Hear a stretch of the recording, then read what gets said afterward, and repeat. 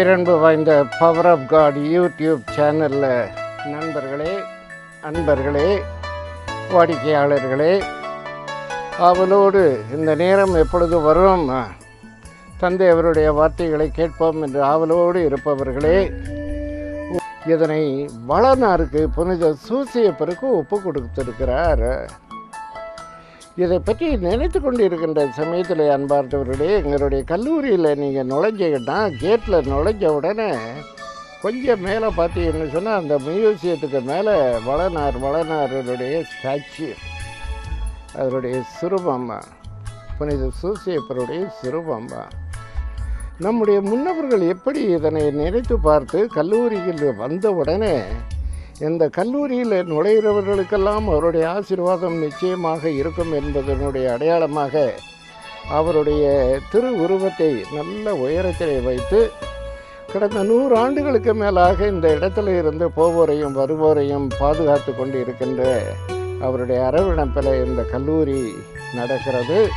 அவருடைய அரவணைப்பில் இந்த பாதையில் இந்த சத்திரம் பஸ் ஸ்டாண்டு செல்கிறவர்கள், இன்னும் வெளியூர் செல்லுகின்றவர்களுக்கெல்லாம் இந்த கல்லூரி சாலை, இந்த வளர்ந்தவர் கல்லூரி சாலை ரொம்ப சிறப்பான சாலை. செல்லுகிறவர்களுக்கெல்லாம் ஆசீர்வாதம் இருக்கிறது, அவருடைய பாதுகாப்பு இருக்கிறது, பராமரிப்பு இருக்கிறது என்பதனுடைய அடையாளமாக இந்த பாடல்களை கேட்டோம் என்றால், நேற்று இரவு அந்த இடத்துல நடந்து கொண்டு இருக்கின்ற சமயத்தில் எனக்கே ஒரு சின்ன ஏவுதல். என்ன ஏவுதல் என்றால், இந்த வடலாளருடைய பாடல்கள், மாநிலம் போற்றிடும் மாவளனே, திரு மாமரியன் காவலனே, அந்த காவலனே, அதான் அந்த வார்த்தையினுடைய அருமை. மாமரியனுடைய காவலனே, திருச்சபையினுடைய காவலனே, இந்த கல்லூரியினுடைய காவலனே, போவோருக்கும் வருவோருக்கும் காவலனாக இருப்பவனே, ஆசீர்வாதம் தருபவனே. அது மட்டுமல்ல, மதுமலர் நிறைகொடி கையில் ஏந்தோம், மதுமலர் நிறைகொடி கையில் ஏந்தோம். அப்படியே அந்த வளமான மலர்களை, நல்ல தேன் நிறைந்த மலர்களை கையில் ஏந்தி இந்த இடத்துல எப்படி அழகாக அமர்ந்திருப்பவனே, கோவில் கொண்டு இருப்பவனே. அது மட்டுமல்ல, தாதை சூசை மாமுனியே, தாவித சிந்தாமணியே, பக்கத்தில் இருக்க அந்த சிந்தாமணி அவர் சிந்தாமணி, அவர் எழுதினவர் வேறு அர்த்தத்தில் இருந்தாலும் இங்கே திருச்சியில் அது பாடுகிற சமயத்தில் நமக்கு பக்கத்தில் இருக்கிற அந்த சிந்தாமணி, இந்த சிந்தாமணி மக்களையெல்லாம் பாதுகாத்து வருகின்றவனே, எங்கள் காவலாம் சூசை தந்தையாம், எங்கள் காவலாம் சூசை தந்தையாம். அந்த காவல் சூசை என்றெல்லாம் அவரை போற்றி புகழுவது மாத்திரமல்ல, இன்னொன்று முக்கியமானது ஒன்று சொல்ல வேண்டும் என்று விரும்புகிறேன். இந்த கல்லூரி 175 ஆண்டுகள் ஆகின்றன ஆரம்பித்து, நாகப்பட்டினத்தில் ஆரம்பித்து அங்கிருந்து இந்த இடத்திற்கு வந்து 100 ஆண்டுகளுக்கு மேலே ஆகின்றன. அந்த சமயத்தில் இந்த ஆண்டு அவருடைய விழா, அதாவது இந்த கல்லூரியினுடைய விழா 175வது ஆண்டு விழா நடக்கிற சமயத்தில் எங்களுடைய நண்பர்களிலே ஒருவர் தந்தை ஜோ ஆண்டனி சேசபை சாமி அவர்கள், வளனே இயேசுவை வளர்த்தவனே என்ற பாடல், அருமையான பாடல். அந்த பாடலினுடைய 2 வரியை நீங்கள் கேளுங்க, அது எவ்வளவு அழகாக இருக்கிறது என்று.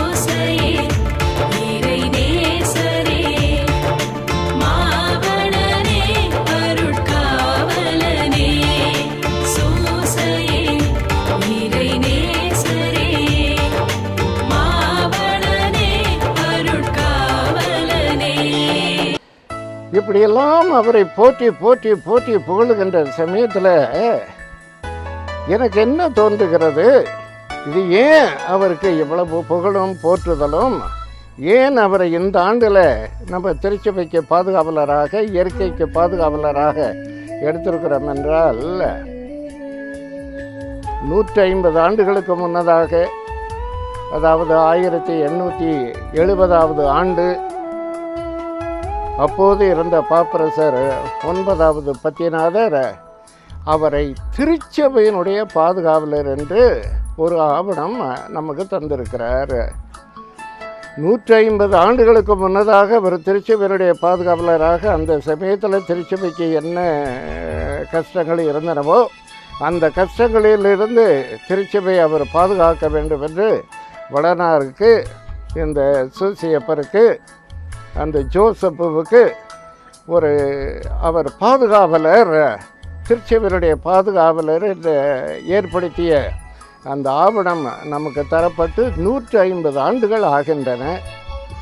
அதனை ஒட்டி இப்போது இருக்கின்ற பாப்பரசர் போன டிசம்பரிலிருந்து வருகிற டிசம்பர் வரைக்கும் இந்த ஒரு வருடம், இந்த ஆண்டு வளனாருக்காக ஒப்பு கொடுக்கப்பட்ட ஆண்டு, வளனாருடைய பாதுகாவலில் நம்முடைய திருச்சபை அமைய போகிறது. இயற்கைக்கு அவர் பாதுகாவலராக இருக்க போகிறார் என்ற அர்த்தத்தில் பாத்ரிஸ் கோர்தே, அதாவது தந்தையினுடைய இதயத்தோடு எப்படி அவர் இயேசுவை நேசித்தார் என்பதை நமக்கு சொல்லுகின்ற ஒரு ஆவணம். உங்களுக்கெல்லாம் தெரியும், நம்முடைய பாப்பரசர் அதாவது 8 ஆண்டுகளுக்கு முன்னதாக 2013வது ஆண்டு மே மாதம் 13வது தேதி அவர் பாப்பரசராக உயர்த்தப்பட்ட அந்த நாளிலே வளனாருக்கு முக்கியத்துவம் கொடுத்து, வளனாருடைய பாதுகாவலில் வளனார் இயற்கையினுடைய பாதுகாவலராக இருப்பார், வளனார் இயற்கையினுடைய பாதுகாவலராக இருப்பார் என்றெல்லாம் நமக்கு ஆவணங்கள் சொல்லி தந்திருக்கிறார். அது மாத்திரமல்ல, இப்போது இருக்கிற பாப்பரசருக்கு இந்த வளனார் மேலே ஒரு தனி பக்தி உண்டு. எப்படி அந்த பக்தி உருவானது என்றால், நம்முடைய பாப்பரசர்களுக்கு ஏற்கனவே நான் சொல்லியிருக்கிறேன் என்று நினைக்கிறேன், ஒரு பாட்டியம்மா, அந்த பாட்டியம்மா தான் இவர் இப்போது இருக்கிற பாப்பரசர், அதாவது பொர்கோலியோ அவருடைய இயற்பெயர். அவர் சிறு பையனாக இருக்கும்போது அவர் காலையில் அவனை எழுப்பி அவனுக்கு முகம் கழுவி அவனுக்கு என்ன உடைகள் எல்லாம் அணிவித்து அவனை கோவிலுக்கு கூட்டி கொண்டு போவது மாத்திரமல்ல, திருப்பலி பூசை முடித்த உடனே நம்ம கிராமங்களில் செய்கிறார்கள் இல்லையா, அங்கே இருக்கிற சுரூபங்களை எல்லாம் போய் அவருக்கு காட்டி அதை தொட்டு முத்தம் கொடுக்கும்படியாக செய்கிற பழக்கத்தை ஏற்படுத்தி கொடுத்தவர்கள் இவருடைய பாட்டி அம்மா. அவருடைய பெயர் ரோஸ். எனவே அந்த பக்தி அவருக்கு குடும்பத்தில் இயற்கையாகவே இருந்திருக்கிறது. அந்த இயற்கையாகவே இருக்கின்றதனை இப்பொழுது நமக்கு தருகிறார். தன்னுடைய குடும்பத்தில் அவர் குடும்பத்தில் படித்த அந்த வளனாருடைய பக்தி திருச்சபையிலையும் வளரும்படியாக செய்திருக்கு. அவர் ஏற்படுத்தியிருக்கிற இந்த அருமையான ஆண்டு. மேலும் அன்பார்ந்தவர்களே, நம்முடைய குருக்கள் பிரான்ஸ் தேசத்திலிருந்து இந்தியாவிற்கு ஒரு 4 குருக்கள் புதிய இயேசு சபையில் அவர்கள் வருவதற்கு முந்தைய நாள் அவர்களையெல்லாம் அங்கே பாரிஸில் இருக்கிற, பிரான்ஸில் இருக்கிற அந்த திராட்சை தோட்டத்திற்கு அவர்களை அழைத்து கொண்டு போய் அவர்கள் மேலே கை வைத்து ஜெபிக்கிறார்கள். சாதாரண ஜனங்கள் ஜெபித்து அவர்களை வழி அனுப்பி வைக்கிறார்கள். பெரிய நிலம், எவ்வளவு ஏக்கர், 400 ஏக்கருக்கு மேலே உங்களுக்கு இருக்குது சாமி. உங்களுக்கு பெரிய பெரிய யூக்கலிப்டஸ் மரங்கள்லாம் இருக்குது சாமி. உங்களுக்கு நல்ல இந்த மியூசியம் இருக்குது, உங்களுக்கு நல்ல வருமானம் கொடுக்குது. உங்களுடைய வீடு பாருங்கள், எவ்வளவு பெரிய வீடு. நீங்கள் நல்ல வசதி இருக்கிற, சுற்றி நம்ம உங்கள் வீட்டை சுற்றி பஸ் எல்லாம் ஓடுது, நல்ல வசதியாக இருக்கிறீங்க, உங்களுக்கு ஒரு குறையும் இல்லை. ஆனால் சாமி, எனக்கு இது ஒன்று தான் இருக்குது, இது ஒன்று தான் இருக்கிறது என்று பையனை சுட்டி காட்டுகிறார். இந்த ஒரு பையன்தான் இருக்கிறான், அவன்தான் எனக்கு எல்லாம், அவன்தான் எனக்கு காடு, அவன்தான் எனக்கு வளம், அவன்தான் எனக்கு செல்வம் இவனை அடிக்காதங்க சாமி, இவனை அடிக்காதங்க சாமி. இங்கே பாருங்கள், அந்த தந்தையினுடைய இதயத்தை பாருங்கள், அந்த தந்தையினுடைய இதயத்தை பாருங்கள். அந்த தந்தையினுடைய இதயம் எவ்வளவு மென்மையாக இருக்கிறது, எவ்வளவு நேசிக்கிற இதயமாக இருக்கிறது. தனக்கு வேறு எந்த செல்வமும் இல்லை, தனக்கு நலம் இல்லை, தனக்கு காடு இல்லை, தனக்கு பணம் இல்லை, தனக்கு வருமானம் இல்லை. ஆனால் அவனுக்கு இருக்கிறது இந்த பையன், இந்த ஒன்று தான், இந்த பையன்தான். அவன் அப்படி நேசிக்கிறார், அப்படி நேசிக்கிறார் அந்த தந்தை. ஏனோ இந்த வரலாற்றை நினைத்தவுடனே தந்தையினுடைய இதயத்தோடு இந்த வளனார் இயேசுவை எப்படி நேசித்திருப்பார் என்பதற்கு இந்த பையன் இந்த மலைவாழில் இருக்கிற இந்த ஜனங்கள் மத்தியில் அவர்களுக்கு இருக்கிற இதயம், அந்த நேசிக்கிற இதயம், அந்த தாய் உள்ளத்தோடு தந்தை உள்ளத்தோடு தனது மகனை நேசிக்கிறேன் என்று அன்பாக பேசுகிறான் பாருங்க. சாமியார் இடத்துல சொல்கிறான் பாருங்க. தன்னுடைய பையனை அடிபட்டு விட்டானே என்று வேதனைப்படுறான் பாருங்க. அந்த ஒரு இதயம், அப்படிப்பட்ட ஒரு நேசிக்கிற இதயத்தோடு வளனார் இயேசுவை நேசிக்கிறார், இயேசுவை நேசிக்கிறார். இந்த அன்பும் பாசமும் நம் ஒவ்வொருவருக்கும் இருக்கிறது என்பதனைத்தான் நம்முடைய பாப்பரசர் சுட்டி காட்டுகிறார். மேலும் அன்பார்ந்தவர்களே, உங்களுக்கெல்லாம் தெரியும், நம்ம வீரமாமுனிவர் இந்த வளனாரை எவ்வளவு பெரிதுபடுத்தி தேம்பாமணின்னா என்ன, வாடாத மாலை அவர் எப்படி எழுதியிருக்கிறார், எவ்வளவு விசுவாசத்தோடு, எவ்வளவு பக்தியோடு, எவ்வளவு ஆசையோடு அந்த திருக்குறளுடைய ஒரு தீர்த்தமும் அந்த திருக்குறளுடைய ஒரு கவின் நயத்தையும், இந்த முத்தமிழ் செல்வம் என்று சொல்லப்படுகிறதே, இந்த முத்தமிழ் செல்வம் அதனுடைய மூச்சும், கம்பராமாயணத்தினுடைய கவிநயமும், தன்னுடைய சொந்த ஊர் இத்தாலியில், தன்னுடைய ஊர் அந்த மலை வளம் நிறைந்தது, நல்ல ஏரிகள் நிறைந்தது, அப்படிப்பட்ட இயற்கையான இடத்துல வருகிறவராக இருப்பதனால வீரமாமுனிவர் அந்த இயற்கையோடு கூட சேர்ந்து நம்முடைய வளனாரை நினைத்து பார்த்து 3615 பாடல்கள் பாடியிருக்கிறார்.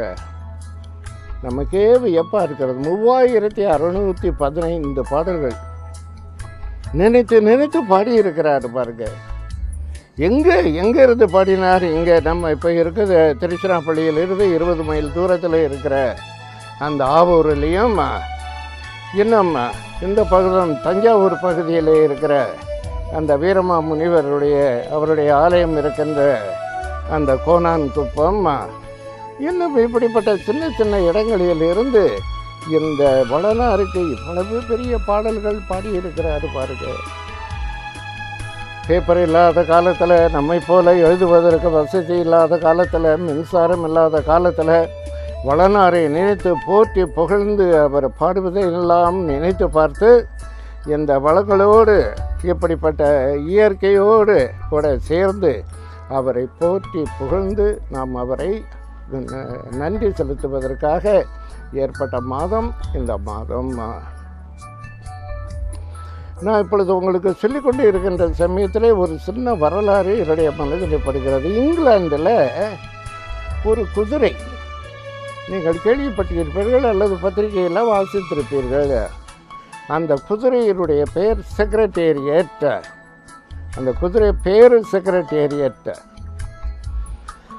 அது ஒரு 10 வருடங்களுக்கு முன்னதாக ரொம்ப புகழ்பெற்ற குதிரை, ரொம்ப புகழ்பெற்றது. எந்த இடத்திற்கு போனாலும் அது வெற்றி அடையும். எந்த குதிரை ஓட்டத்தில் பங்கெடுத்தாலும் அதை வெல்லுவதற்கு வேறு குதிரை கிடையாது.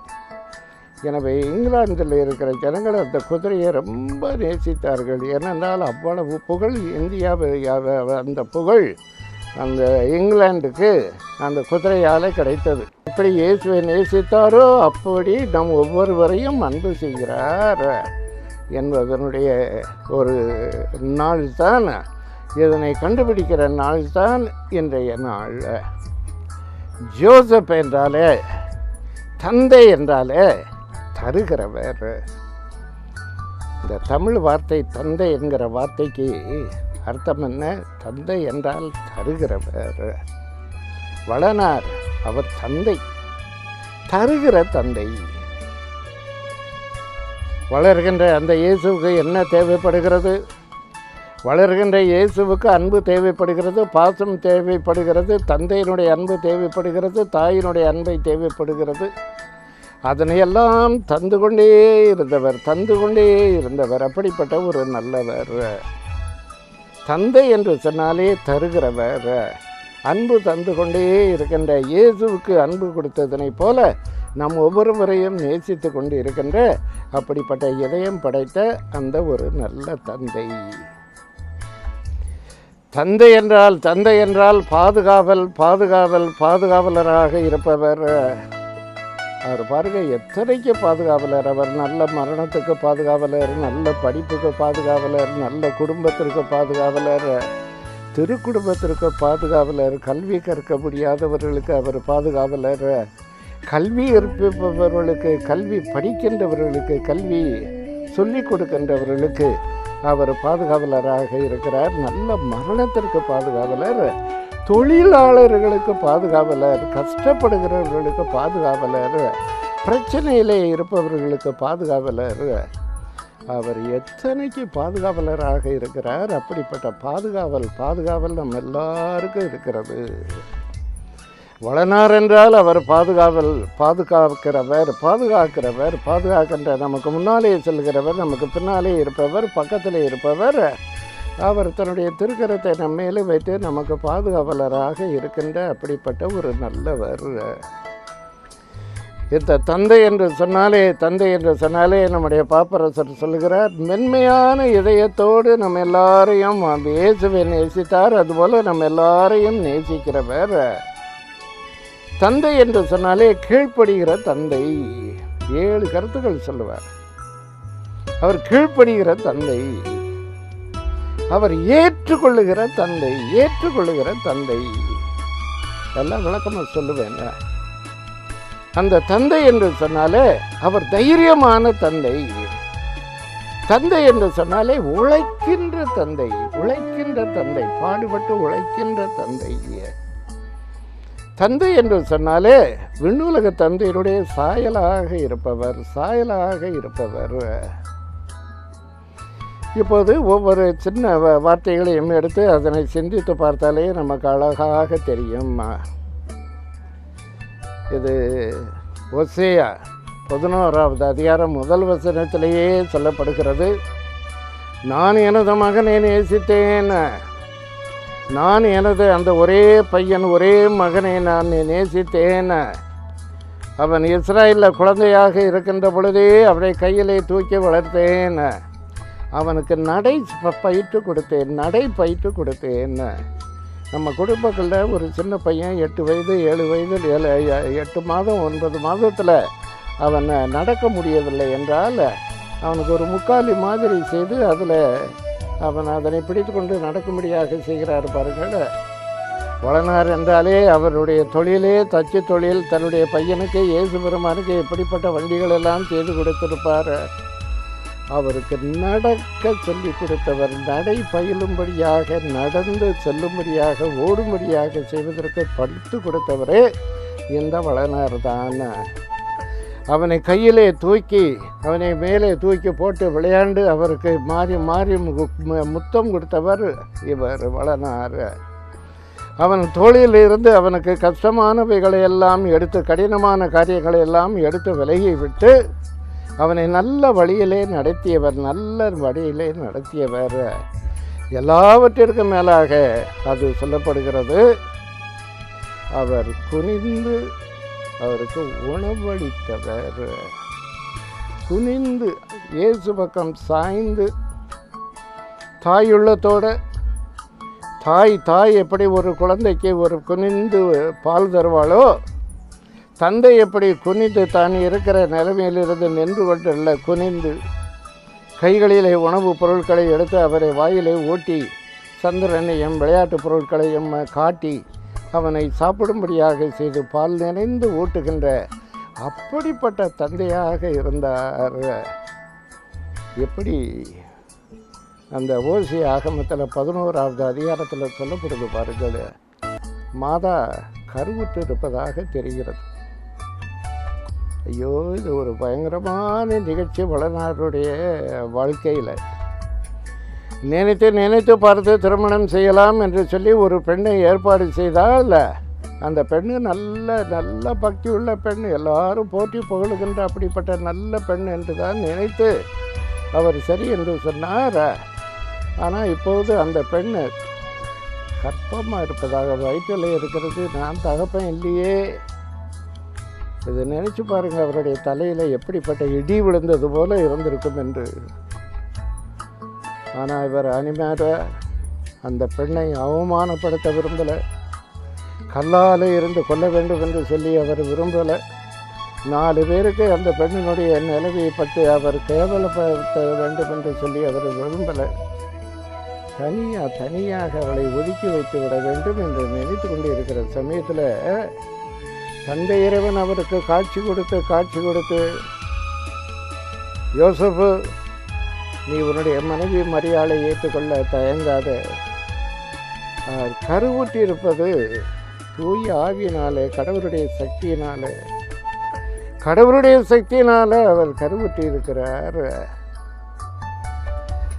சொன்ன உடனே அவரோட மனதில் இருக்கிற சந்தேகமெல்லாம் தீர்ந்து அந்த பயங்கரமெல்லாம் தீர்ந்து அவருடைய வாழ்க்கையில் ஒரு மகிழ்ச்சி வெள்ளம் புகுகின்றது. அந்த மரியாதை ஏற்றுக்கொள்வதற்கு அவ்வளவு சந்தோஷமாக இருக்கிறார். தேம்பாவணியில் நம்ம வீரமாமுனிவர் இந்த சந்தேகம் தெளிந்த காதை என்று சொல்லி ஒன்று எழுதியிருக்கிறார். வீட்டில் தேம்பாவணி புத்தகம் இருக்கிறதென்றால் இந்த பகுதியை எடுத்து வாசித்து பாருங்கள். ஒரு நாள் இரவில் இவருக்கு பெரிய கனவு, இது வீரமாமுனிவர் சொல்லுவது. அவர் படித்திருக்கிற சமயத்தில் அந்த மாதாவிற்கு பலவிதமான காட்சி. ஒரு காட்சி என்ன, ஏராளமான சமனசுகள் வானுலகத்தில் இருந்து சமனசுகள் பாடிக்கொண்டு வந்து அந்த தேவ அன்னையை ஆசீர்வதிப்பது போல, அவரை புகழுவது போல, அவரை பாடிக்கொண்டே அழைத்து வருவதனை போல இருக்கின்ற அப்படிப்பட்ட ஒரு மாபெரும் செய்தி. அதனை அந்த கனவுல கண்ட பிற்பாடு இவர் அவருடைய இதெல்லாம் தீர்ந்து, சந்தேகமெல்லாம் தீர்ந்து அவரை ஏற்றுக்கொள்ளுகின்ற உன் மரியாதை நீ ஏற்றுக்கொள்ள தயங்காதே, ஏற்றுக்கொள்கிறாரு பாருங்க. இயேசு பிறந்திருக்கிற அந்த கோலம் அந்த என்ன மலை வெளியில் அந்த மாடை அடைந்த அந்த குகையில் அவர்களெல்லாம் 3 அரசர்கள் வந்து பார்க்கிறார்கள், இடையர்கள் வந்து பார்க்கிறார்கள், பக்கத்தில் இருக்கிறவர்கள் எல்லாம் வந்து பார்த்து ஆடு மாடுகள் எல்லாம் சுற்றி அந்த இயேசுவுக்கு அவர்கள் பாராட்டு தெரிவிப்பதை போல அமைந்திருக்கிற அந்த சூழ்நிலையில் அவருக்கு கனவுல எழுந்து, யோசப்பு நீ எழுந்து குழந்தையை தூக்கொண்டு எகிப்திற்கு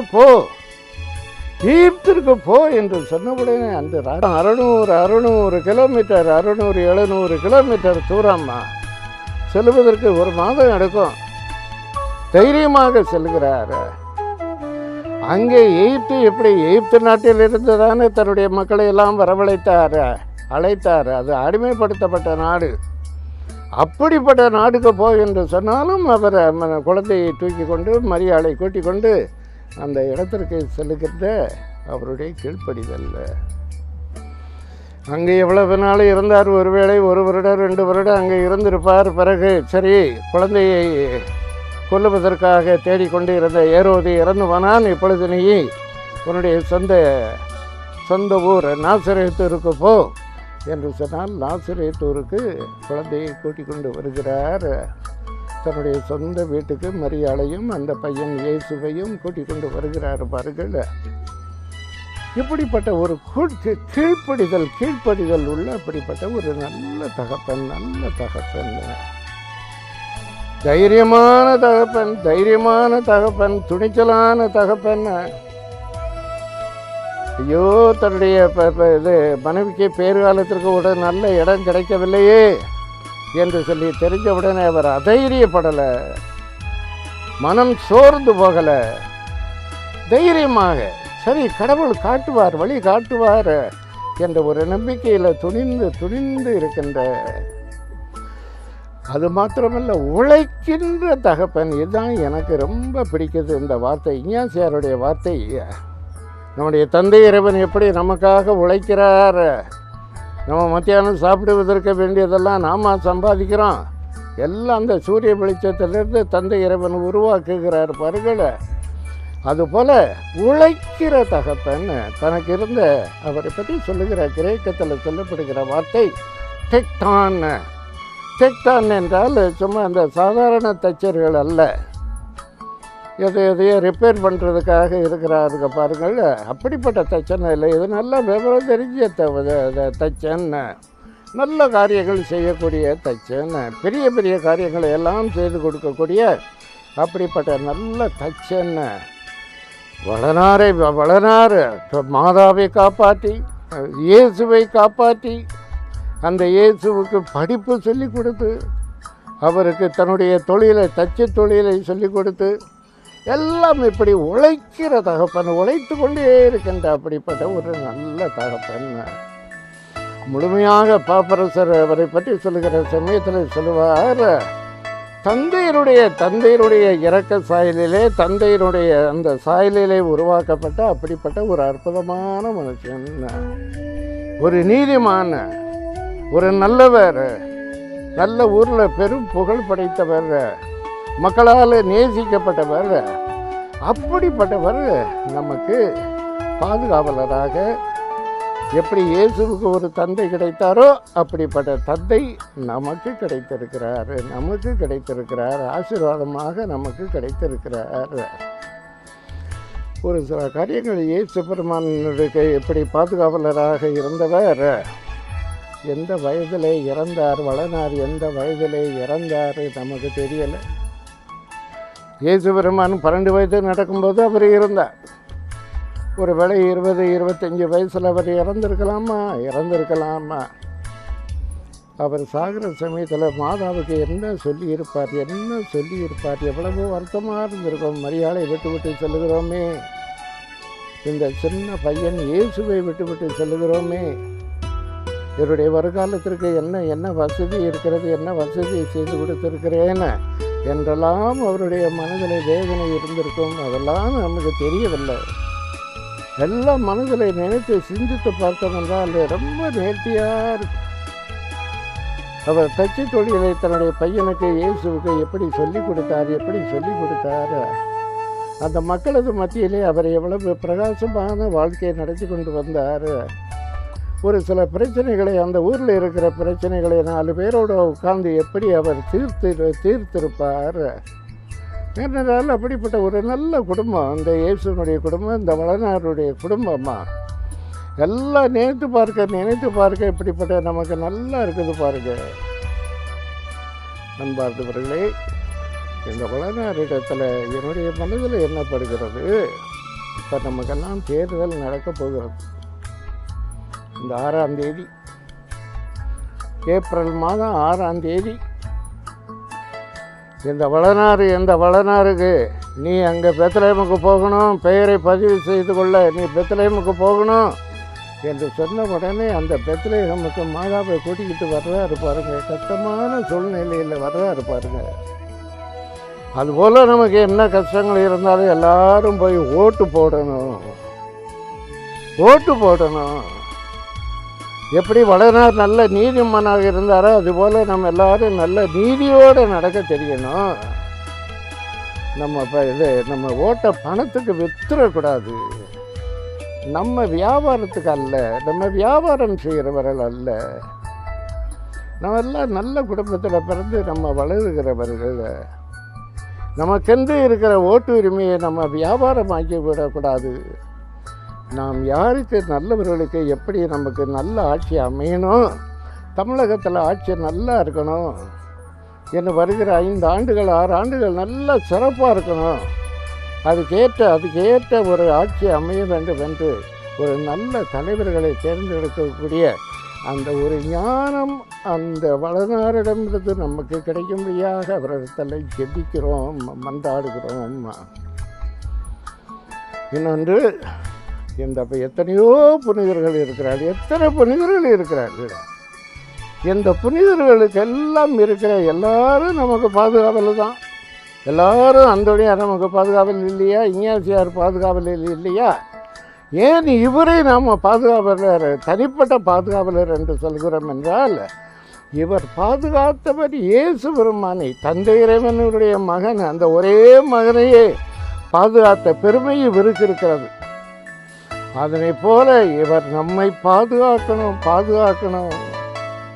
இந்த கொரோனா என்கிற வியாதி, இந்த ரெண்டாவது வியாதி வருது பாருங்க. இந்த பயங்கரமான வியாதியிலிருந்து நம்ம இந்தியாவை பாதுகாக்கணும். அந்த சிறப்பு நமக்கு இருக்கணும், அவருடைய பராமரிப்பு இருக்கணும், காவல் நமக்கு இருக்கணும். நம்முடைய கல்லூரிகள் எல்லாம் நல்ல உயர்ந்த நிலைக்கு வரணும், நல்ல பெரிய யூனிவர்சிட்டியாக மாறணும். அப்படிப்பட்ட கல்விக்கு பாதுகாவலராக இருக்கின்ற அவர் நம்மை நல்ல விதத்தில் வழி நடத்தணும், எல்லாரையும் நல்ல வழி நடத்தணும், நம்முடைய குடும்பத்தை நல்ல விதங்களிலே வழி நடத்தணும், சமாதானமாக இருக்கும்படியாக செய்யணும், அந்த திருக்குடும்பத்தை போல வளரும்படியாக செய்ய வேணும். அவரை போல நமக்கும் உழைக்கிற ஒரு ஆர்வம், பிறருக்கு உதவியாக இருக்கிற ஆர்வம், பிறரை நேசிக்கின்ற ஆர்வம் நமக்கு தொடர்ந்து இருக்க வேண்டும் என்று அந்த வளனாரை பார்த்து ஜெபிக்கிறோம், ஓட்டுகிறோம். இந்த பாட்டு